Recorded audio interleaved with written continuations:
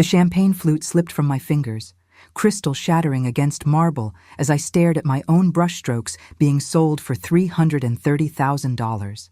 Ashley stood beside the auctioneer, radiant in designer silk, accepting congratulations for her masterpiece, while I stood frozen in my server's uniform. 16 years I'd believed that painting was lost forever, destroyed in the basement flood that took everything else. But there it was, my signature carefully painted over with hers, my soul being sold to strangers, while my own daughter-in-law smiled like she'd created magic instead of committing the perfect crime. Comment your location and subscribe to stay connected. Time to dive into the story. Let me tell you how I ended up serving champagne at the very gallery where my stolen dreams were being auctioned off to the highest bidder. Because sometimes life has a twisted sense of humor, and sometimes that's exactly what you need to find your backbone again. 3 months earlier, I'd been Margaret Thompson, 68 years old and invisible to everyone except bill collectors and grocery store clerks who barely glanced up when I counted exact change. My husband Robert had been dead for 8 years, leaving me with a mortgage I couldn't afford and memories that didn't pay rent. My son David visited twice a year with his wife Ashley, just long enough to remind me how disappointed they were in my choices. "Mom, you could have been somebody," David would say, glancing around my cluttered apartment with that particular expression children reserve for parents who've failed to live up to their potential. All that talent just wasted. He wasn't wrong about the talent part. Once upon a time, Margaret Thompson had been Maggie Hartwell, the girl who painted landscapes so real you could smell the wildflowers and feel the morning mist. I'd won a scholarship to the Chicago Art Institute, had a gallery interested in my work, had dreams bigger than the small Kansas town where I grew up. Then Robert happened. Sweet, steady Robert with his accounting degree and sensible life plan. Marriage at 22, David at 24, and suddenly art became something I did when I had time. The studio became a guest room. The easel got moved to the garage. And eventually, the brushes got packed away in boxes marked someday. After Robert died, I'd tried to find those boxes, tried to remember who I used to be. But someday had been buried under 8 years of grief and financial struggle. The basement flood 2 years ago had taken what was left of my artistic past. Canvases, brushes, even the photographs of my work, gone, or so I thought. When David mentioned that Ashley had gotten a job at the prestigious Whitmore Gallery downtown, I'd felt a flutter of something that might have been pride. At least one person in the family was making something of themselves in the art world, even if it was just selling other people's dreams. "Ashley's doing really well," David had said during his last visit. "She's got such an eye for talent. Eleanor Price thinks she has real potential as a curator." I'd smiled and nodded, playing the supportive mother-in-law role I'd perfected over the years. What else was I going to say? That watching someone else live the life I'd given up made my chest feel like it was filled with broken glass? When Eleanor Price called me personally to offer a job serving at gallery events, I'd been too surprised to say no. "Ashley had recommended me," she said. "Thought I might enjoy being around art again." "It's not much," Eleanor had explained in her crisp, cultured voice. "Just serving champagne and canapés at openings and auctions. But Ashley mentioned you had an artistic background, and I prefer staff who appreciate what we're displaying." The pay was decent. And honestly, I needed the money. Social Security barely covered rent, let alone food and utilities. So I'd said yes, bought a simple black dress that didn't make me look like a discount store refugee, and showed up for my first event 3 weeks ago. The Whitmore Gallery was everything I'd dreamed of in my youth. White walls showcasing carefully curated pieces, perfect lighting that made every painting glow, hushed conversations where words like composition and brushwork were spoken with reverence. Walking through those rooms with a tray of champagne, I felt like a ghost visiting her own funeral. Ashley had been kind but distant during my first few shifts, acknowledging me with polite nods while she guided wealthy collectors through the exhibitions. She looked perfect in this environment, sophisticated, educated, speaking the language of art with easy confidence. Everything I might have been if I'd made different choices, but tonight was special. Tonight was Ashley's first major auction as assistant curator, featuring emerging contemporary artists. The centerpiece was a landscape piece that Eleanor had called absolutely stunning during the preview. I'd been arranging champagne flutes for the early arrivals when I first saw it, displayed prominently in the main gallery with its own spotlight. The blood had rushed from my head so fast I'd gripped the serving table for support. It was my painting. Not similar to something I might have done, not reminiscent of my style. It was literally the landscape I'd painted of Miller's Creek in the summer of 2008, every brushstroke exactly as I remembered it. The creek winding through tall grass, the old oak tree with its gnarled branches, the afternoon light filtering through leaves I'd spent weeks perfecting. But the signature in the bottom right corner read, A. Thompson, in Ashley's careful script, painted over what I knew had been my own M. Hartwell. I'd stood there staring, telling myself I was wrong, mistaken. Maybe grief and age had scrambled my memories. Maybe I was seeing things that weren't there. But then I'd noticed the tiny flaw that proved it was mine. A spot near the creek where I'd accidentally mixed too much blue into the green and spent hours trying to fix it. The spot that looked like a mistake to everyone else, but meant hours of frustration to the artist who'd created it. My painting, my work, being sold with Ashley's name on it. The auction began at 8, and I served champagne with hands that barely trembled. On the outside, I was invisible Margaret Thompson in her simple black dress. On the inside, I was screaming. When the auctioneer called Lot 17, Ashley Thompson's remarkable debut piece, I'd positioned myself at the back of the room with a perfect view. The bidding started at $50,000. The price climbed steadily as hands shot up around the room, numbers being called that made my minimum wage existence feel even smaller.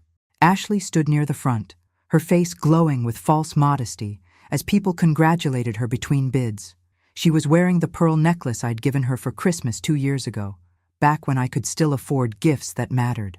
100,000, 150, 200,000. David appeared beside her, his arm around her shoulders, both of them watching their future get brighter with every bid. Their future built on my stolen past. 300,000, 310, 330,000. Going once. That's when the champagne flute fell from my numb fingers, crystal exploding against the marble floor like a gunshot. Heads turned, Ashley's included, and for one terrible moment our eyes met across the crowded room. I saw recognition flash across her face. Not guilt, not shame. Recognition and calculation, like someone doing rapid math in their head. Sold $330,000 for this remarkable piece by Ashley Thompson. Applause filled the room while I knelt to pick up crystal shards with fingers that wouldn't stop shaking. A security guard appeared beside me with a small broom, his voice kind but firm. "Don't worry about it, ma'am. Happens all the time at these events. Why don't you take a break?" I nodded and headed for the staff room, leaving behind the sound of celebration and the sight of Ashley accepting congratulations for selling my soul to strangers. In the tiny break room, I sat on a folding chair and stared at my hands. 68 years old, and I'd just watched my own daughter-in-law steal 16 years of my life in broad daylight. The worst part wasn't even the money, though $330,000 was more than I'd make in a decade of serving champagne. The worst part was how good she was at it.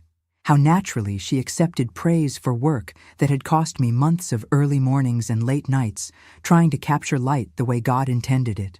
But as I sat there surrounded by stacks of gallery programs and empty champagne boxes, something started burning in my chest that wasn't grief or shock. It was rage.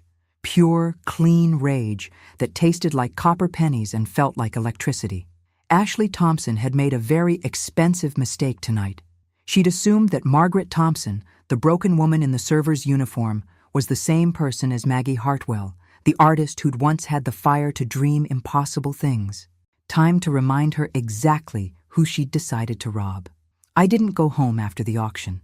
Instead, I drove to the all-night diner on 5th Street and ordered black coffee that tasted like regret while I tried to figure out how a painting I'd watched floodwater destroy 2 years ago had ended up in Ashley's art collection. The memory was crystal clear. I'd been down in the basement looking for David's old baseball cards when the pipe burst. Water everywhere, soaking through cardboard boxes and ruining everything I'd stored down there, including the wooden crate where I'd kept my finished paintings, the ones too painful to display but too precious to throw away. Or so I'd thought. I pulled out my phone and scrolled through my contacts until I found Pete Morrison, the contractor who'd done the flood cleanup. Pete had been Robert's bowling buddy back in the day, and he'd given me a deal on the restoration work. Maybe he'd remember something I'd forgotten. He answered on the fourth ring, his voice thick with sleep. "Margaret? Jesus, what time is it?" "Pete, I need to ask you about the basement flood at my old house, the cleanup you did 2 years ago." "Margaret, it's after midnight. Can't this wait until morning?" "Did you save anything from those boxes? The ones that got water damaged?" A pause. "Some of it, yeah. Nothing you wanted to keep, you said. Told me to throw it all away." My heart started pounding. "Where did you throw it away?" "Well, that's the thing. My nephew Danny was helping with the cleanup, and he asked if he could take some of the art stuff. Said his girlfriend was into painting and might be able to restore some pieces." "You told me you didn't care what happened to it." "Danny Morrison. Ashley's maiden name was Morrison." "Pete, what's your nephew Danny's last name?" "Morrison. Why?" "And his girlfriend. What was her name?" "Ashley something. Pretty girl, real interested in art. Said she might be able to save some of your paintings." "Why are you asking about this now?" I hung up without answering and sat in the diner booth, my coffee going cold while pieces clicked into place like bullets loading into a gun. Ashley Morrison. She'd been Ashley Morrison when she started dating David 8 years ago, fresh out of art school with a degree and no talent. I'd met her at Sunday dinner, watched her flip through art books and nod along when David talked about my wasted potential. She'd been so interested in my artistic background, asking questions about techniques and periods. I'd thought she was being polite, trying to bond with her future mother-in-law. Instead, she'd been shopping. The flood had been 2 years ago, just before David and Ashley got married. Perfect timing to acquire a collection of original artwork and plenty of time to plan how to use it. I drove home in the pre-dawn darkness, my mind clearer than it had been in years. By the time I reached my apartment, I had a plan that would have made Robert proud. He'd always said I was too trusting for my own good, but he'd also taught me to keep detailed records of everything important. In my bedroom closet, behind winter clothes I rarely needed, was a shoebox containing the documentation of my artistic life. Photographs of paintings, sketches, even some old exhibition programs from my college years. Everything I'd need to prove that Ashley Thompson's remarkable debut piece had been painted by Margaret Hartwell in the summer of 2008. I spread the photos across my kitchen table like playing cards, looking for the one I remembered taking of the Millers Creek landscape. There it was, third photo in the stack, showing my painting on the easel in the garage studio. The date stamp on the back read July 15, 2008. The signature clearly visible was M. Hartwell. But I needed more than old photographs. I needed expert testimony, documentation, something that would hold up if this went legal. I made my first call at 9 in the morning to Dr. Patricia Wells, my old art professor at the community college. Patricia had kept in touch over the years, always encouraging me to get back to painting. She'd know how to verify artistic authenticity. "Margaret, what a lovely surprise. How are you doing?" "I'm doing better than I have in years, actually. Patricia, I need your help with something unusual. How would someone go about proving they painted a specific artwork?" "Well, there are several methods. Photographic documentation, signature analysis, even paint composition testing in extreme cases. Why do you ask?" I told her everything. Ashley, the stolen painting, the auction, even Pete Morrison's nephew Danny. Patricia listened without interrupting, making occasional sounds that suggested she was taking notes. "Margaret, this is serious fraud we're talking about. Art fraud, the kind that involves federal charges and prison time." "I know. That's why I need to do this right. I can help you document your work and provide expert testimony about your artistic style and techniques. I still have some of your pieces from class, and I kept photographs of student work from that period." "But Margaret, you need to understand what you're taking on. This isn't just about the money." "What do you mean? Your daughter-in-law didn't just steal one painting. If she was willing to do this once, she's probably done it before. How many other pieces from your collection did she acquire during that flood cleanup?" The question hit me like ice water. I'd painted dozens of pieces over the years, maybe hundreds if you counted all the studies and smaller works. Pete had said Danny's girlfriend was interested in art stuff, not just one painting. "Patricia, I need your help to find out what else she might have taken. Come to my office this afternoon. Bring everything you have. We're going to build a case that will make the art world sit up and take notice. After hanging up, I sat at my kitchen table staring at the photographs scattered across the surface. Each one represented hours of work, pieces of my soul I'd thought were lost forever. How many of them were sitting in Ashley's apartment right now, waiting for their moment in the spotlight? My phone buzzed with a text from David. Ashley told me you were working the auction last night. How exciting that you got to see her big debut. We're taking her to celebrate tonight. Dinner at Romano's at 7 if you want to join us. I stared at the message for a long moment, then typed back, I'd love to hear all about her artistic inspiration. Because if Ashley wanted to play the role of successful artist, she was going to discover that the woman she'd robbed had some very specific questions about where that inspiration came from. And Margaret Thompson, invisible server of champagne and forgotten mother-in-law, was done being polite. Romano's was the kind of restaurant where David took clients he wanted to impress, all white tablecloths and wine that cost more per bottle than I spent on groceries in a month. I arrived precisely at 7, wearing my best dress and the kind of smile that had gotten me through 40 years of marriage to a man who thought feelings were best kept to yourself. Ashley was radiant, holding court at a corner table, while David beamed beside her like a proud manager who'd discovered the next big thing. She'd changed from her gallery clothes into something soft and artistic, all flowing fabric and carefully arranged jewelry that whispered, successful creative type. Margaret! David stood to hug me, his cologne expensive and his enthusiasm genuine. I can't believe you got to see Ashley's triumph firsthand. What were the odds? Astronomical, I agreed, taking my seat across from them. Ashley, you must be thrilled. $330,000. Quite a return on investment.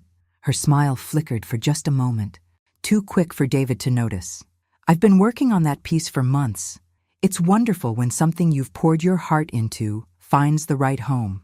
Months, I repeated thoughtfully. Tell me about your process. Where did you find inspiration for such a detailed landscape? Ashley's eyes met mine across the candlelit table, and I saw her making calculations. How much did I know? How much did I suspect? How much could she afford to admit? I spend a lot of time outdoors, she said carefully. There's something about natural settings that speaks to me. The way light changes throughout the day, how water moves through landscapes. Miller's Creek is particularly beautiful in summer, I said, watching her face. This time the reaction wasn't quick enough to hide. Ashley's fork paused halfway to her mouth, and David glanced between us with the confused expression of someone who'd missed part of the conversation. I'm sorry, Ashley said. You're painting. It's Miller's Creek, isn't it? The old oak tree. The bend in the water where the current slows down.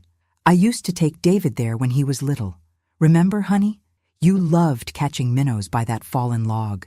David lit up with the memory.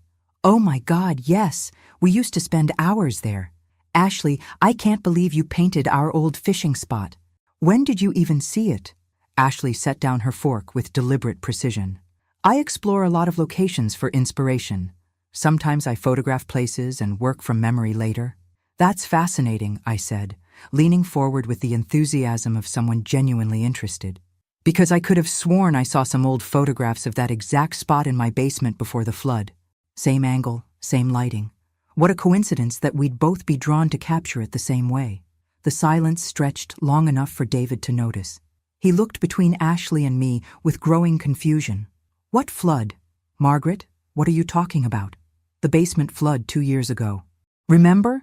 When that pipe burst and ruined all my old art supplies and paintings? Pete Morrison did the cleanup. Ashley had gone very still, her professional composure locked in place like armor. David mentioned you used to paint. Such a shame to lose your work that way. Oh, but it wasn't all lost, I said brightly. Pete's nephew Danny helped with the cleanup, and his girlfriend rescued some pieces. Thought she might be able to restore them. Isn't that wonderful? It's nice to know my old work found someone who appreciated it. David was frowning now, pieces clicking together in his engineer's mind. Ashley, your maiden name was Morrison. Is Danny your cousin? The waiter chose that moment to appear with our wine, giving Ashley time to construct her response. When he left, her smile was perfectly calibrated, apologetic but not guilty. I should have mentioned it earlier. Yes, Danny's my cousin. When he told me about the water-damaged paintings, I offered to look at them.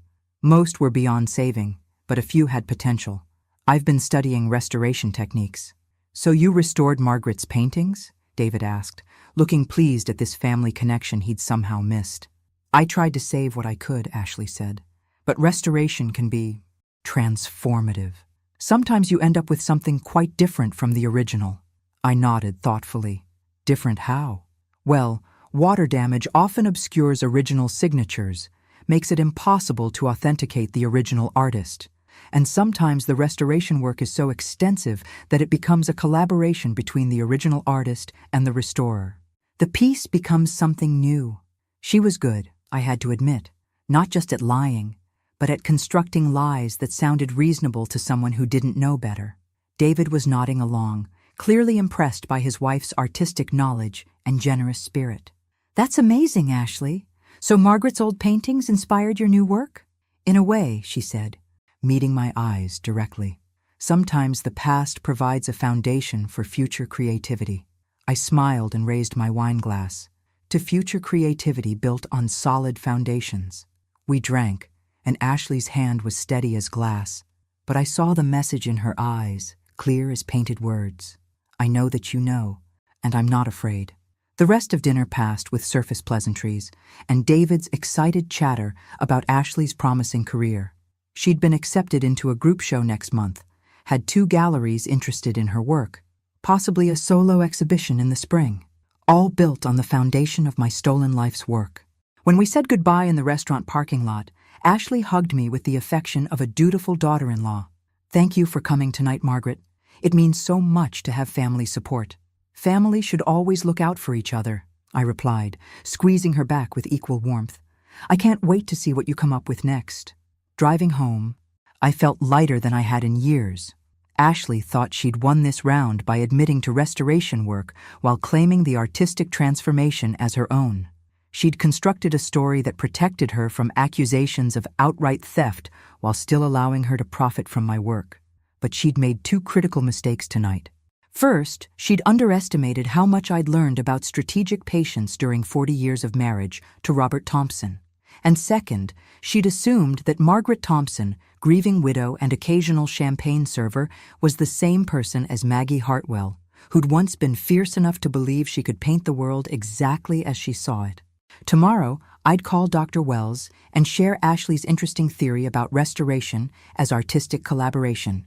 Then I'd call Pete Morrison and ask some very specific questions about exactly which pieces Danny had taken from my collection. Because if Ashley wanted to play the game of artistic attribution and collaborative restoration, I was about to teach her some rules she'd never learned in art school. Starting with the most important one, always know exactly who you're stealing from. Dr. Patricia Wells's office at the community college was exactly as I remembered it from my continuing education classes 15 years ago. Paintings covered every available wall space, some professional pieces, but mostly student work that showed promise. She'd always believed in displaying potential alongside achievement. Margaret, you look different, she said, studying me over her reading glasses. Determined? I like it. I spread my documentation across her desk. Photographs, sketches, even the detailed notes I'd kept about paint colors and techniques for each piece. 40 years of marriage to an accountant had trained me to document everything.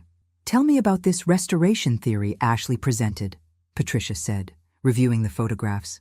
She claimed water damage made original signatures unreadable, and that extensive restoration work creates a collaboration between original artist and restorer, essentially arguing that the restored piece becomes a new work of art. Patricia snorted. That's complete nonsense from a legal standpoint. Restoration work, no matter how extensive, doesn't transfer artistic ownership. If I restore a damaged Monet, I don't suddenly become co-creator of a Monet. The original artist remains the original artist. She pulled out a magnifying glass and examined the photograph of my Miller's Creek painting. Besides, this wasn't restoration work. This was forgery. Look at this signature analysis. She pointed to where Ashley's A. Thompson's signature appeared over my original M. Hartwell. Under magnification, you could see the different paint layers. See how the signature sits on top of the painting surface instead of being integrated into the final layer. Your original signature was painted over, not restored. That's deliberate fraud. Not artistic collaboration. What would hold up in court? Everything you've brought me, plus I can provide expert testimony about your artistic style and techniques. But Margaret, we need more evidence of the scope of this fraud. How many pieces are we talking about? I handed her the list I'd compiled after calling Pete Morrison that morning. 23 paintings, ranging from small studies to major works like the Miller's Creek landscape. Pete remembered because Danny had borrowed his truck twice to transport everything. My God, Patricia breathed. If she's selling these at auction prices similar to the Miller's Creek piece, we're talking about potential fraud worth millions of dollars. There's something else, I said, pulling out my phone. I did some research on Ashley's artistic career this morning. I'd spent hours online, tracing Ashley Thompson's professional history. Art school graduate with mediocre grades, no gallery representation before marrying David, no sales or exhibitions in her own name until 18 months ago. Then suddenly, a meteoric rise with sophisticated landscape work that garnered immediate critical attention.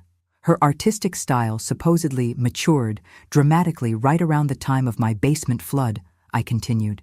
Before that, her work was described as promising but lacking technical sophistication.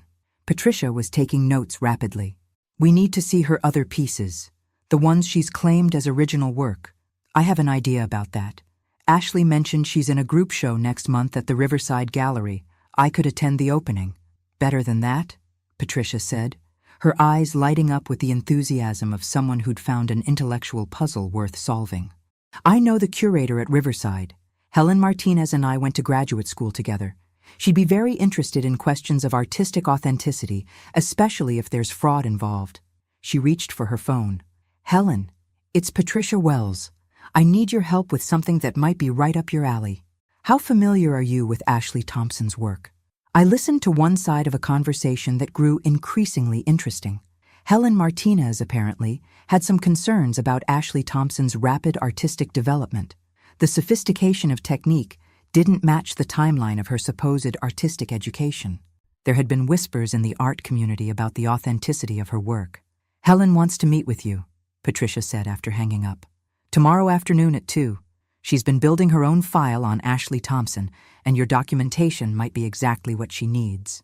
Driving home, I felt the satisfaction of pieces falling into place. Ashley had built her career on my stolen work, but she'd gotten greedy. Instead of selling 1 or 2 pieces quietly and building a modest reputation, she'd created a body of work too sophisticated for her supposed artistic background. That evening, David called with his usual weekly check-in. His voice was excited, full of news about Ashley's expanding opportunities. Mom, you won't believe this.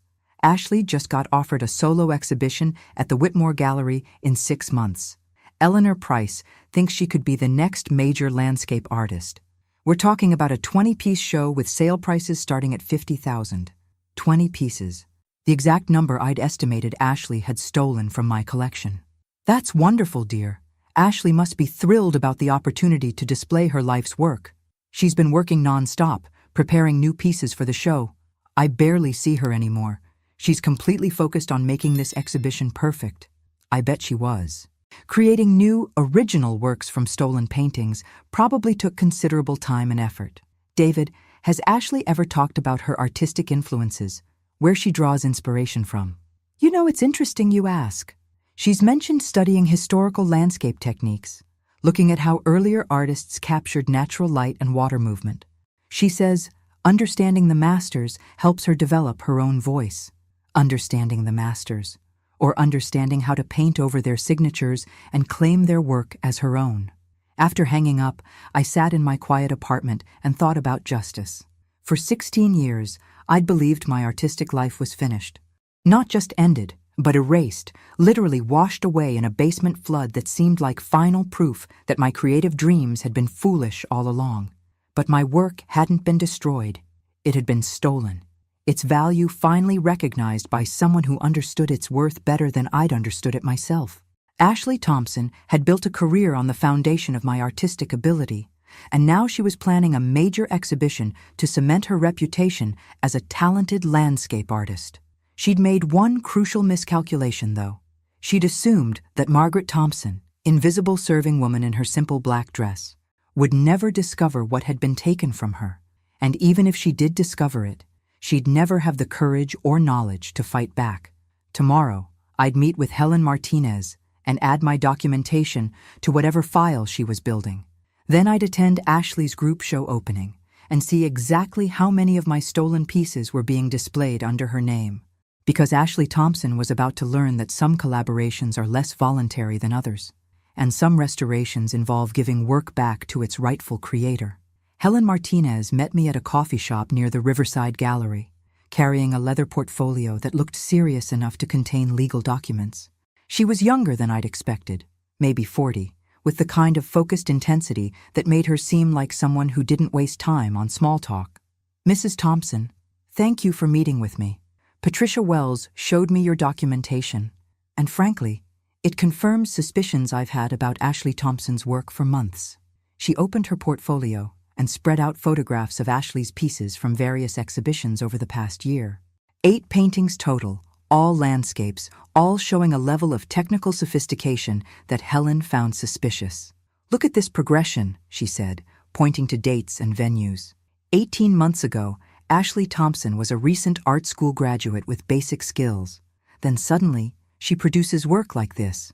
The photographs showed paintings I recognized, though Ashley had done enough alteration work that casual observers might not notice. My summer meadow study had become her wildflower reverie. My winter stream scene was now titled Frozen Contemplation. "The technical jump is impossible," Helen continued. "You don't go from student-level work to this kind of mastery in 18 months. Not without years of intensive study or access to work by master artists. Or access to finished paintings you can claim as your own," I said quietly. "Exactly. Patricia explained your flood situation and the connection through Ashley's cousin. Mrs. Thompson, I believe Ashley has been systematically passing off your work as her own, probably for over a year." Helen pulled out another set of photographs, these showing detailed shots of signatures and brushwork. "I've been documenting every piece of hers I could access. Look at these signature overlays." Under close examination, each painting showed the same pattern.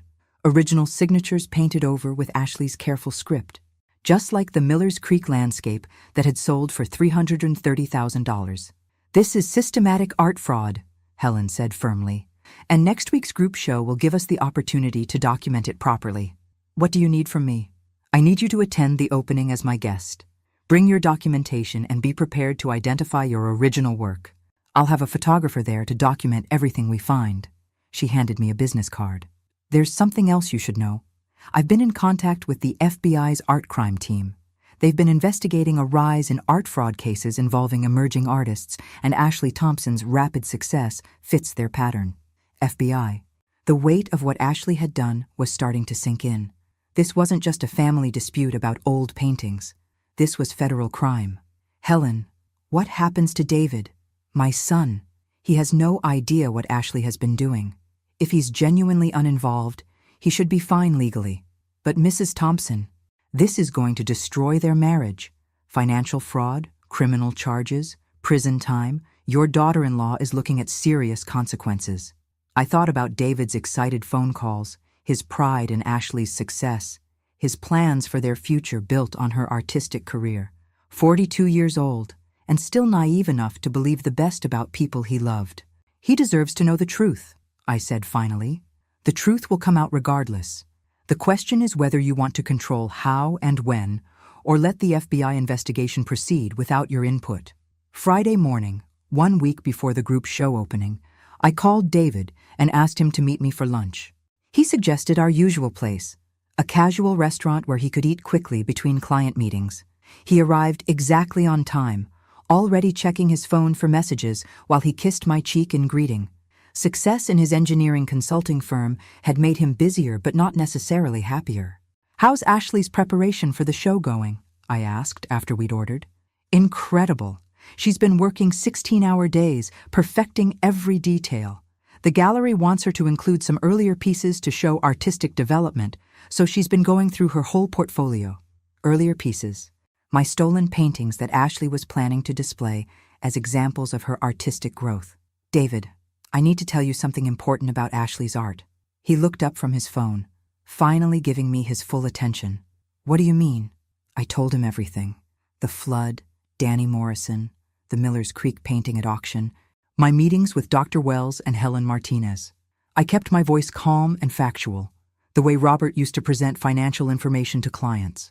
David's face went through several stages: confusion, disbelief, anger, and finally, a kind of sick comprehension as details clicked into place. Mom, this is insane. You're accusing my wife of art fraud. I'm telling you what I discovered when I saw my own painting being sold with her signature on it. Maybe it's a misunderstanding. You said Danny took damaged paintings for restoration. Maybe Ashley genuinely thought they were beyond saving and that her restoration work made them new pieces. I pulled out my phone and showed him the photograph Patricia had taken of the signature overlay on the Miller's Creek piece. Does this look like restoration work to you? David stared at the image for a long time. His engineering mind, trained to analyze structural problems and identify their causes, was applying the same logic to his marriage. Jesus Christ, he whispered finally. How many paintings are we talking about? 23 that I can document. Probably more that I didn't photograph or forgot about. And the value? If they're selling for prices similar to the Miller's Creek piece, potentially millions of dollars. David put his head in his hands. When he looked up, his eyes held the same devastated expression he'd worn at his father's funeral. What do I do, Mom? You talk to Ashley before next Friday's opening. Give her a chance to explain or come forward voluntarily. After that, Helen Martinez and the FBI will handle it. The FBI? His voice cracked slightly. Mom, Ashley could go to prison. Yes, I said gently. She could. We sat in silence for a few minutes while David processed the destruction of everything he'd thought his life was building toward. Finally, he spoke. She knew, didn't she? When you saw each other at the auction. That's why she's been so stressed about this upcoming show. I think she's known for a while that this day would come eventually. David's phone buzzed with a text, and he glanced at it automatically. Ashley, she wants to know if we can postpone dinner tonight because she needs to work late on preparation for the show. He looked at me with eyes that had aged several years in the last hour. I guess I know what she's really preparing for. Friday afternoon, as I got ready for Ashley's group show opening, I thought about the woman I'd been when I first walked into the Whitmore Gallery 3 months ago.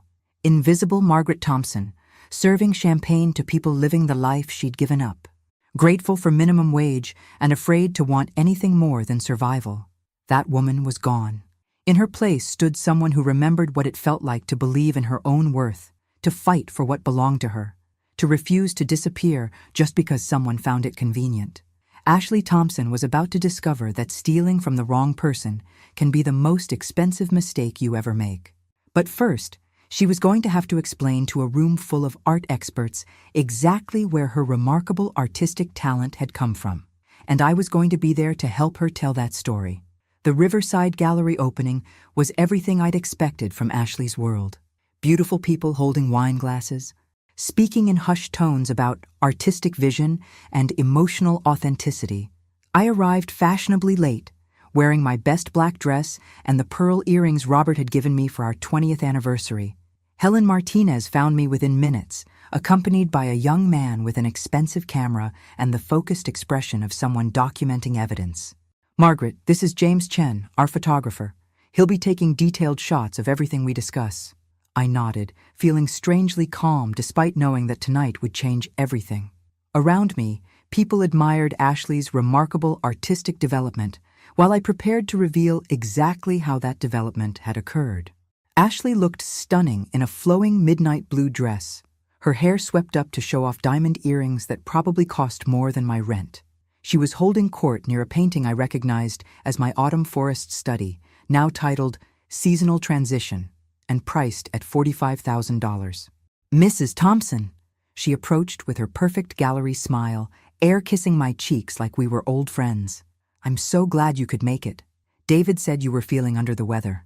I'm feeling much better now, I replied, studying her face for any sign that she knew tonight was different.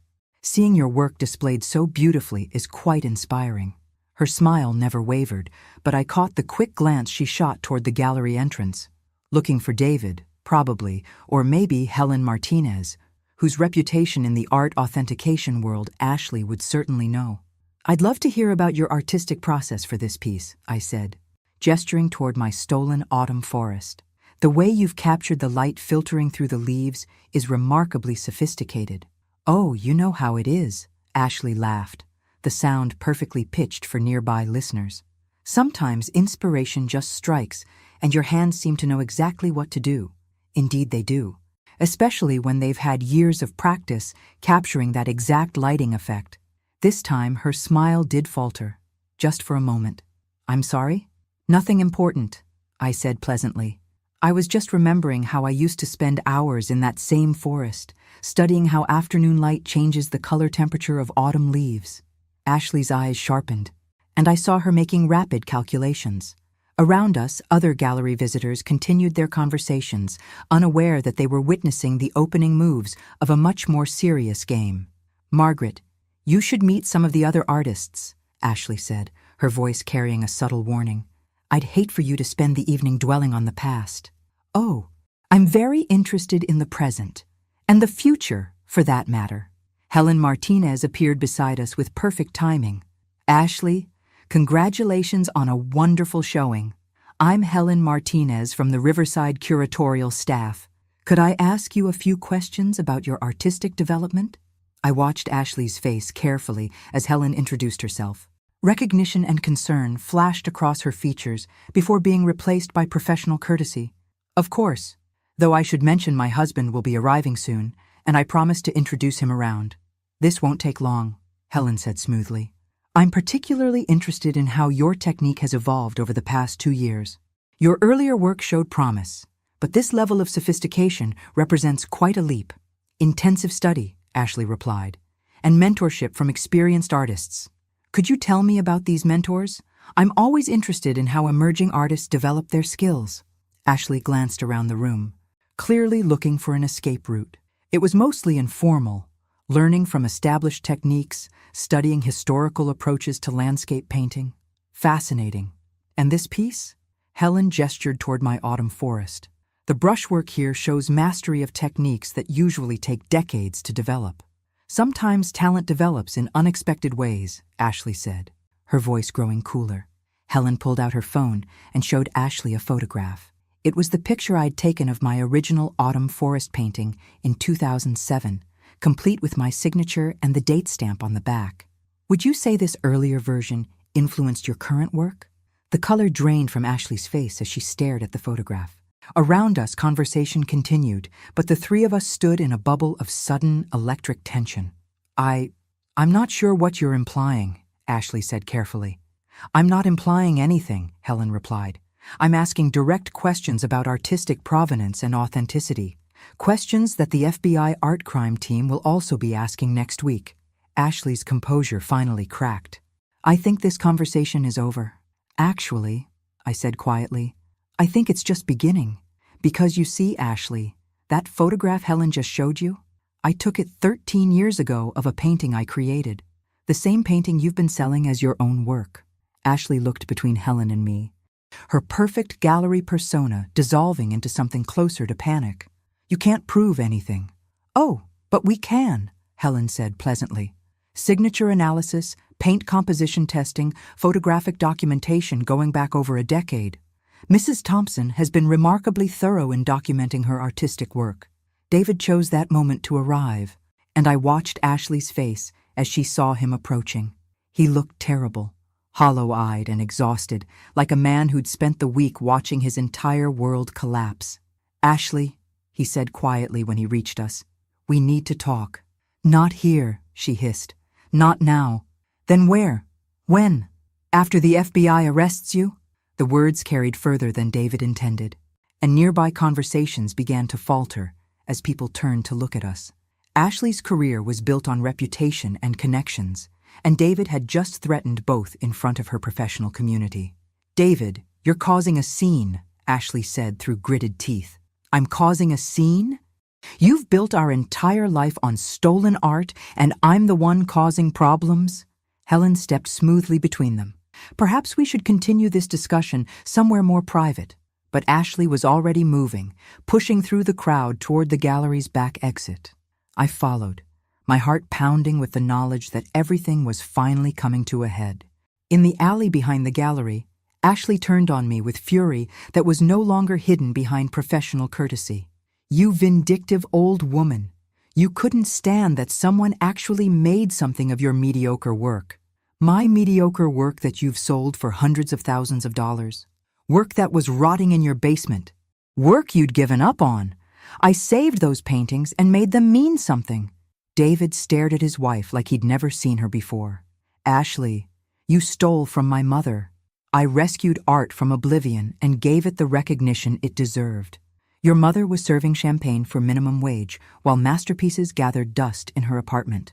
The casual cruelty of her words hit me like a physical blow. In Ashley's mind, I was just an obstacle to be removed. My life's work nothing more than raw material for her ambitions. "You're right about one thing," I said quietly. "I had given up, but you made a mistake, Ashley. You assumed I'd stay given up." Police sirens were growing louder in the distance. Helen had apparently made good on her threat to involve law enforcement. Ashley heard them too. Her expression shifted from fury to calculation as she realized her options were narrowing rapidly. "This isn't over," she said, looking directly at me. "You have no idea what you're destroying." "I have every idea," I replied. "I'm destroying a criminal enterprise built on my stolen life's work, and I'm enjoying every minute of it." The police cars turned into the alley, their lights painting the brick walls in red and blue. Ashley Thompson's career as a celebrated emerging artist was about to come to an abrupt end, but my career as someone who refused to be invisible was just getting started. The arrest was surprisingly anticlimactic. No dramatic handcuffs or shouting, just two federal agents in dark suits explaining Ashley's rights while she maintained her composure with the skill of someone who'd been preparing for this moment. "Mrs. Hayes, you're under arrest for conspiracy to commit art fraud, wire fraud, and money laundering. You have the right to remain silent." I watched from the gallery doorway as they led her to an unmarked sedan. David stood motionless in the alley, looking like someone who'd just witnessed a car accident involving his entire future. Agent Sarah Martinez, no relation to Helen, apparently found me 20 minutes later as I sat in the gallery's back office giving my statement to a young FBI technician named Williams. "Mrs. Thompson, we're going to need your cooperation for the investigation. This case appears to be larger than we initially suspected." "Larger how?" Agent Martinez sat across from me, her expression serious. "Your daughter-in-law wasn't working alone. We've been tracking a network of art fraud cases involving restoration work on supposedly damaged pieces. Ashley Thompson was part of a sophisticated operation. The implications hit me like ice water. How many other artists has she stolen from? We're not sure yet. But we've identified at least 12 other cases where emerging artists have shown suspicious improvements in technical skill, often coinciding with access to collections of damaged artwork." Williams looked up from his laptop. "Mrs. Thompson, when you spoke with Pete Morrison about the cleanup, did he mention anyone else being interested in the damaged paintings?" "Danny Morrison was the only one he mentioned, Ashley's cousin." "We need to talk to Danny Morrison," Agent Martinez said. "And we need a complete inventory of every piece that was taken from your collection." Over the next 3 hours, I provided the most detailed artistic autobiography of my life. Every painting I could remember, techniques I'd used, even the specific brands of paint I'd preferred. Williams photographed my documentation while Agent Martinez asked questions that revealed just how much the FBI already knew about Ashley's operation. "Mrs. Thompson, did Ashley ever mention other artists she was mentoring or collaborating with?" I thought back to gallery conversations I'd overheard during my champagne serving days. "She mentioned studying with historical landscape techniques, but I assumed she meant books or museum visits." "We think she meant studying actual historical paintings that had been reported as damaged or destroyed. Insurance fraud combined with art theft, essentially." The scope of what Ashley had been involved in was staggering, not just stealing from one grieving widow, but participating in a systematic looting of American artistic heritage. David found me in the FBI office at midnight, looking like he'd aged a decade in a single evening. "Mom, I'm so sorry. I had no idea." "I know, honey. She's been lying to me for years, about everything. Her family background, her artistic training, even how we met." Agent Martinez looked up from her files. "Mr. Thompson, what do you mean about how you met?" David rubbed his eyes tiredly. Ashley told me she was working as a gallery assistant when we met, but tonight I found out she was actually working for a restoration company that specialized in insurance claims. She'd been targeting collections that had suffered damage. Including mine, I said quietly. Including yours. She researched you after learning about the flood through Danny. Found out you were a widow with no close family, someone who wouldn't be likely to pursue legal action even if she discovered what had been taken. The calculated nature of Ashley's crime was somehow worse than random theft. She'd studied my life, identified me as a suitable victim, and built a relationship with my son specifically to gain access to my stolen artwork. There's something else, David continued. I found files in her home office, documentation about other artists, other collections. Mom, Ashley wasn't just stealing your work. She was running a business built on art fraud. Agent Martinez leaned forward. What kind of documentation? Photographs, research notes, even financial projections about the value of stolen pieces. She had folders on dozens of artists. David, we need to see those files, Agent Martinez said. Tonight, if possible. They're in our home safe. Ashley doesn't know I have the combination. By 3 a.m, I found myself sitting in Ashley and David's pristine living room while FBI agents photographed the contents of a safe that contained the business records of a multi-million-dollar art fraud operation. The files were meticulous. Ashley had documented everything: where pieces were acquired, how much restoration work was needed to make them saleable, which galleries were likely to accept questionable provenance, even which art critics could be influenced to write positive reviews. My folder was thick, containing photographs of all 23 paintings Danny had taken, plus detailed notes about my artistic style and techniques. Ashley had studied my work more carefully than any art critic ever had. But what made my blood run cold was discovering that I wasn't Ashley's first victim.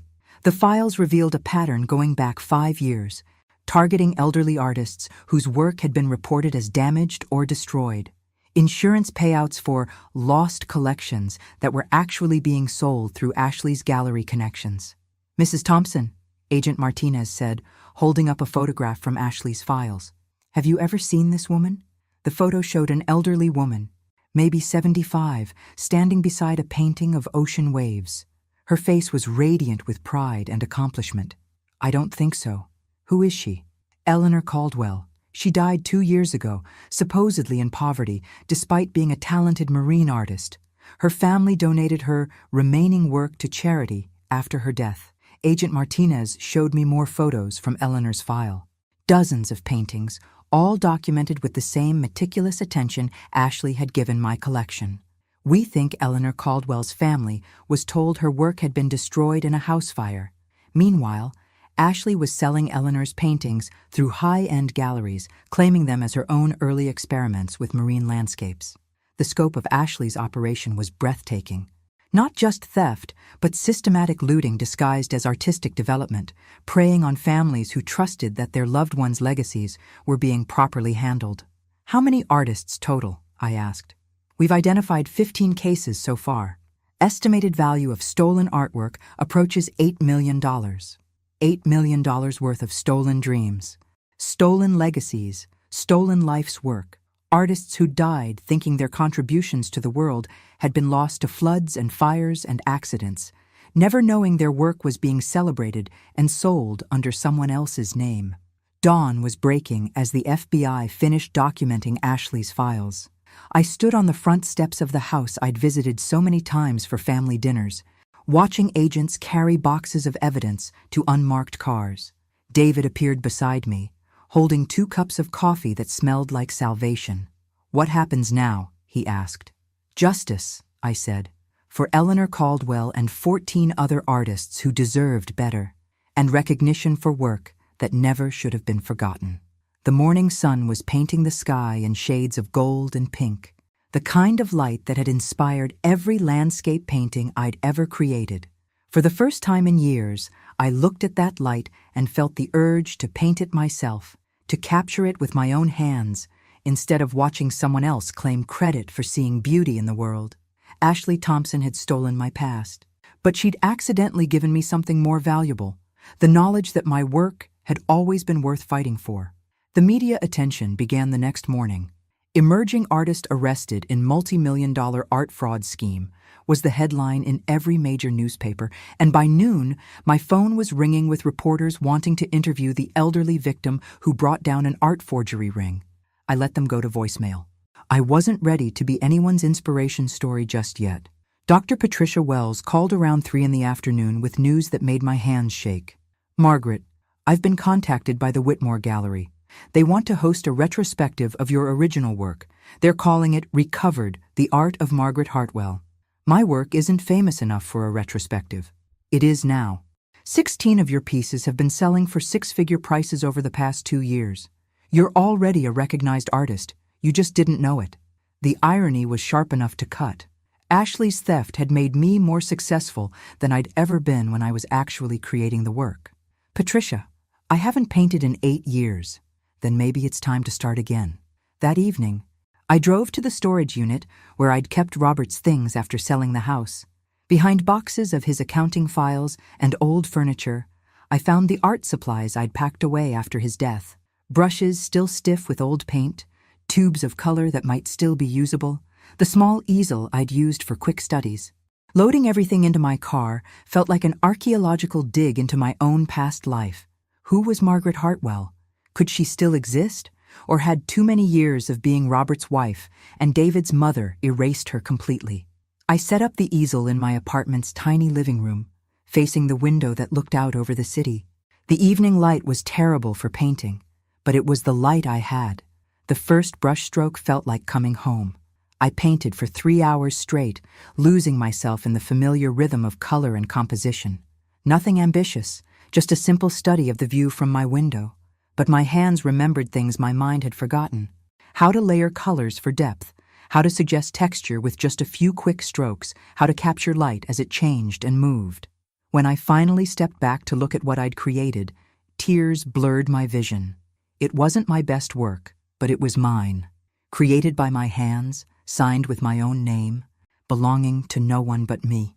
The next morning, I woke to find my story on the front page of the arts section. The reporter had found Eleanor Caldwell's daughter, who'd provided quotes about her mother's lost paintings being recovered through my case. "My mother died thinking her life's work had been destroyed," Linda Caldwell was quoted as saying. To learn that someone was selling her paintings and claiming credit for her artistic vision, it's devastating, but also validating. Mom's work was good enough to steal. I called Linda Caldwell that afternoon. She lived 3 hours away in the same coastal town where her mother had painted marine landscapes for 40 years. "Mrs. Caldwell, this is Margaret Thompson. Margaret Hartwell, I should say." "Oh my God, you're the one who brought this whole thing to light. I've been wanting to thank you. I think we should meet, all of us, all the families affected by Ashley's fraud." "That's a wonderful idea. There are things the FBI hasn't told the media yet, things about how extensive this operation really was." We arranged to meet the following Saturday at Eleanor Caldwell's former studio, which Linda had preserved exactly as her mother left it.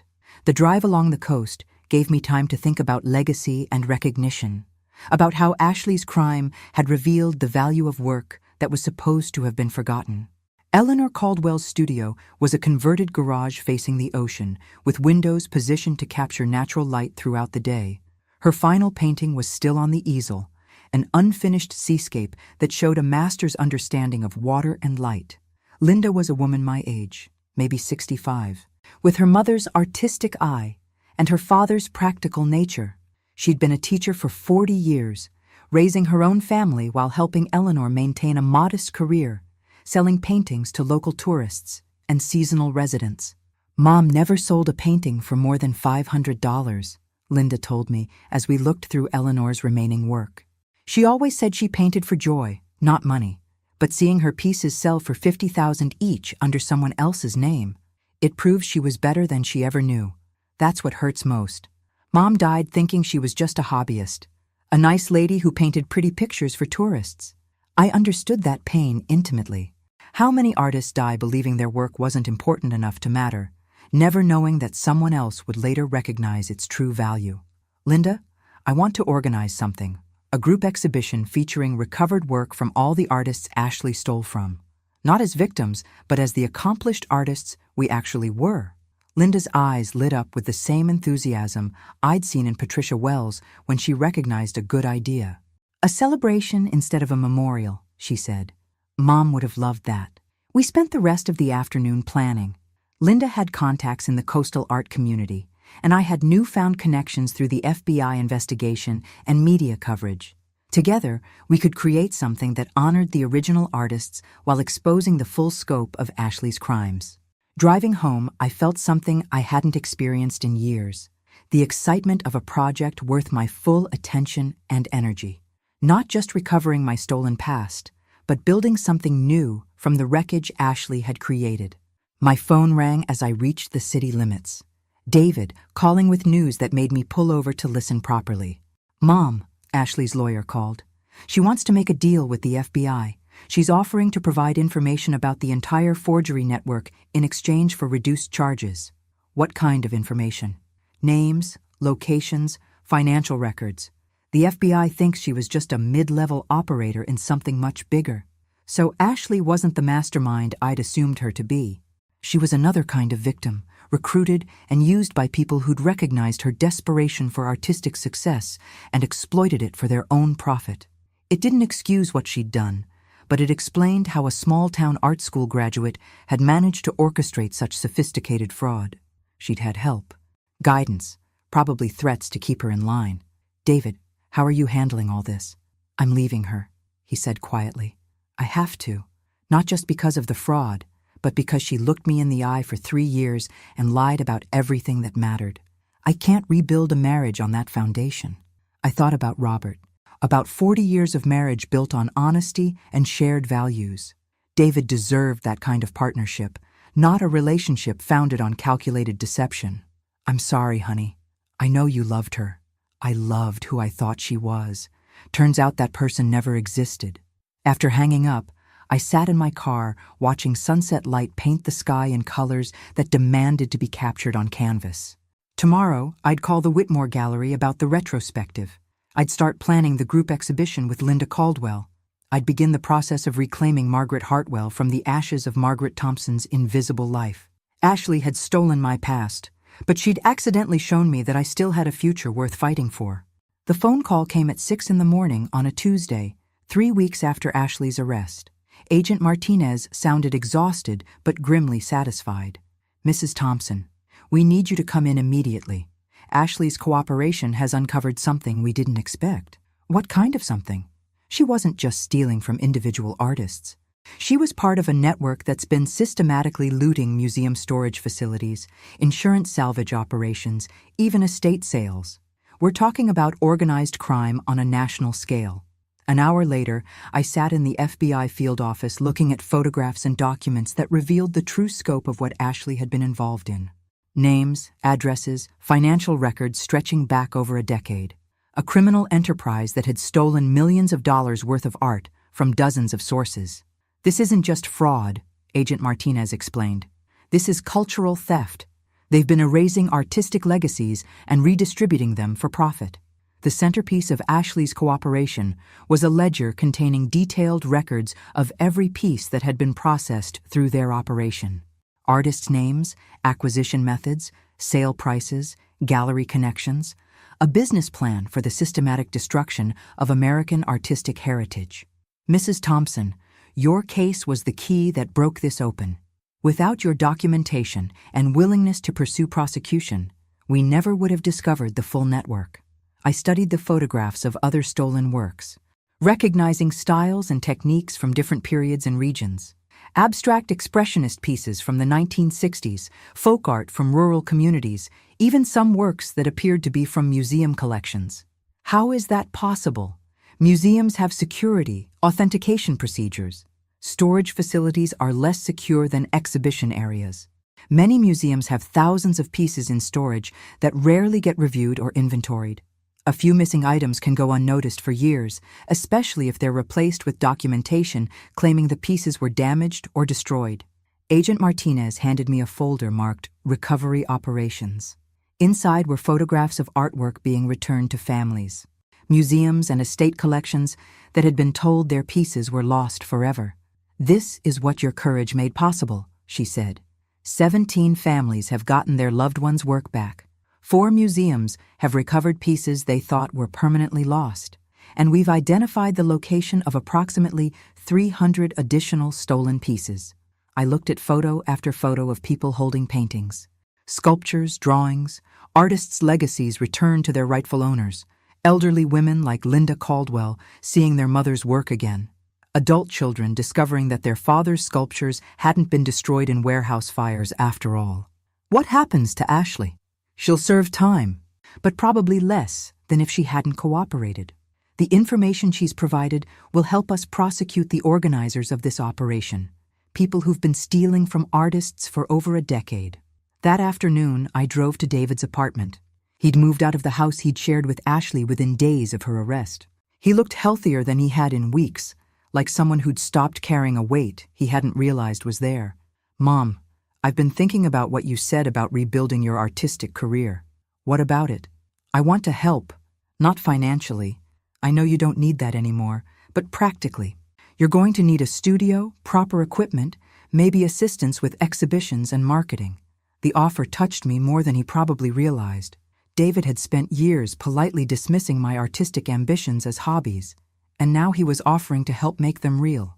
"David, are you sure? You have your own career to rebuild. My career is fine. It's my life that needs rebuilding. I want to do something that matters, something that helps instead of just making money." We spent the evening making plans.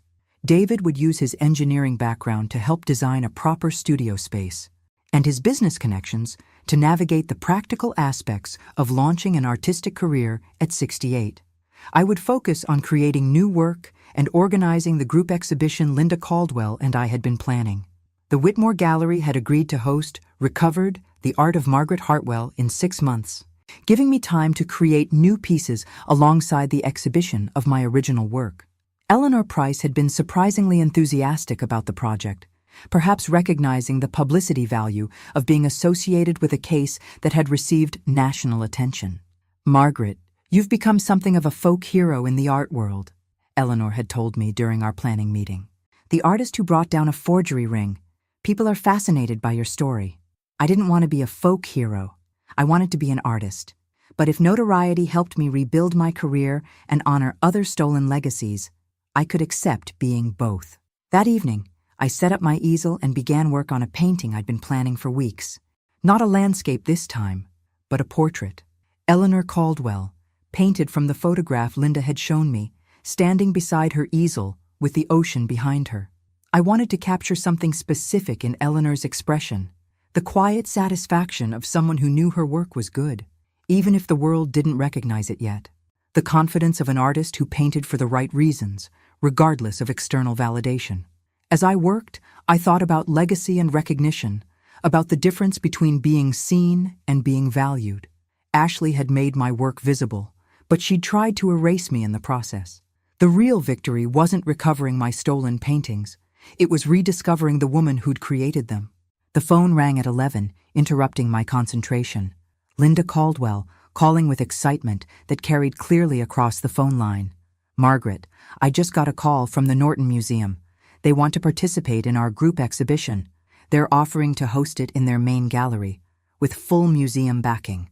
A major museum exhibition for artists who'd been told their work wasn't important enough to preserve." "Linda, that's incredible. There's more. The FBI investigation has identified 43 artists whose work was stolen by this network. 43 families who thought their loved ones' legacies were gone forever." I thought about Eleanor Caldwell's unfinished seascape, still sitting on her easel like a promise waiting to be kept. About my own work, rescued from Ashley's fraud and returned to my name. About artists whose greatest recognition had come after someone tried to steal their contributions to the world. "Linda, we're not just organizing an exhibition. We're building a monument." To what? To the idea that no artist's work should ever be forgotten, and no thief should ever be allowed to steal someone else's vision of beauty. As I hung up and returned to my painting of Eleanor Caldwell, I realized something had fundamentally changed in how I saw my own life. 3 months ago, I'd been Margaret Thompson, invisible widow serving champagne to people living the life she'd given up. Tonight, I was Margaret Hartwell again, artist and advocate, painting portraits of women who refused to let their stories be erased. And tomorrow, I'd wake up and continue the work of making sure no one ever forgot the difference between the two. 6 months later, I stood in the main gallery of the Norton Museum, watching people study my portrait of Eleanor Caldwell with the kind of attention I'd dreamed of receiving my entire artistic life. The museum exhibition, Stolen Voices, Recovered Art, and Reclaimed Legacies, had drawn crowds from across the country, transforming a story about art theft into a celebration of artistic perseverance. But tonight's real victory wasn't the crowds or the critical acclaim. It was Linda Caldwell standing beside her mother's recovered seascapes, telling visitors about Eleanor's 40-year career, painting the same stretch of coastline with unwavering dedication to capturing light on water. She never wanted fame, Linda was explaining to a young art student. She wanted to paint what she saw beautifully and honestly. Fame was something other people worried about. The exhibition featured work from 38 of the 43 artists whose legacies had been stolen by Ashley's network. 5 families had chosen not to participate, preferring to keep their recovered pieces private. I understood their choice, even if I'd made a different one. Agent Martinez found me standing in front of my Miller's Creek landscape, the painting that had started everything when Ashley sold it for $330,000. Tonight, it was displayed with its original signature restored and a detailed placard explaining its journey from creation to theft to recovery. Mrs. Thompson, I wanted you to know.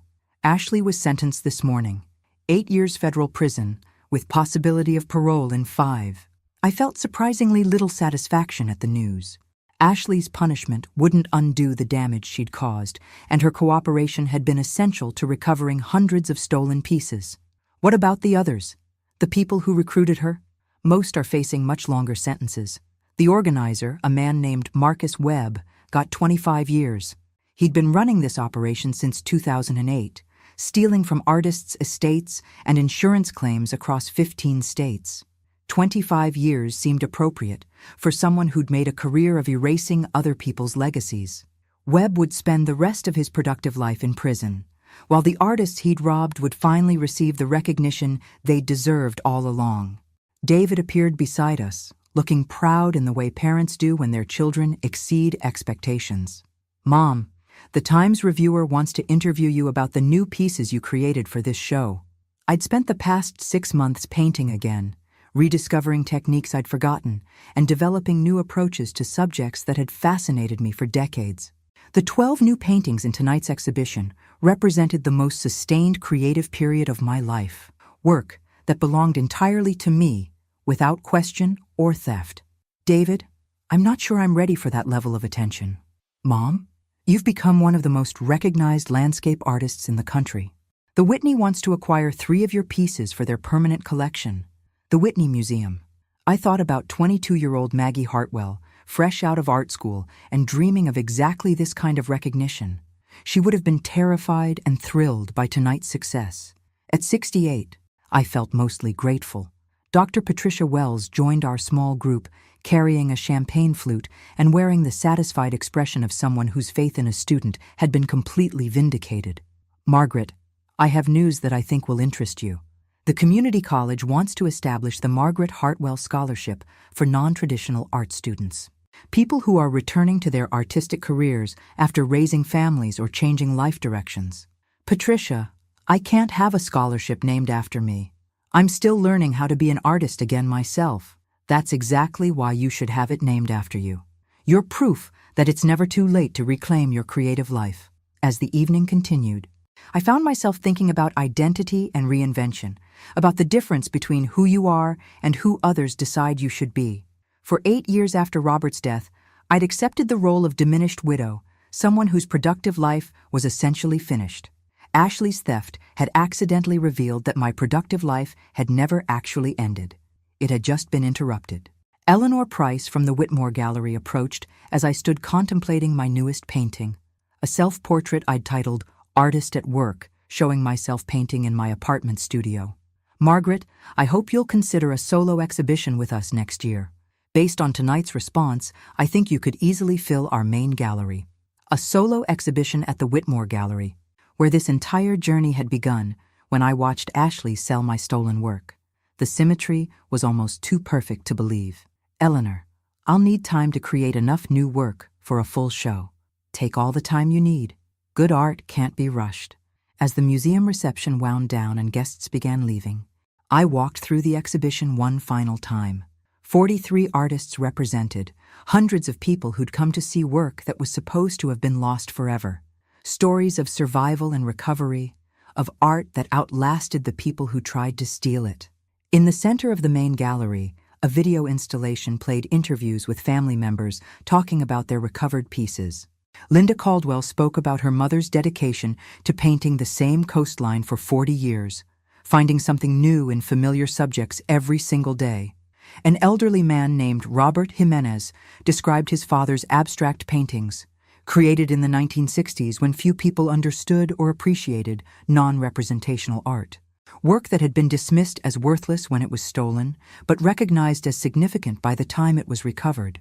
Each story was different, but they all shared the same themes: persistence, dedication to artistic vision regardless of external recognition, and the belief that creating beauty was a worthy way to spend a life. As I stood watching these testimonials, I realized that Ashley had accidentally given me something more valuable than the money she'd made from my stolen work.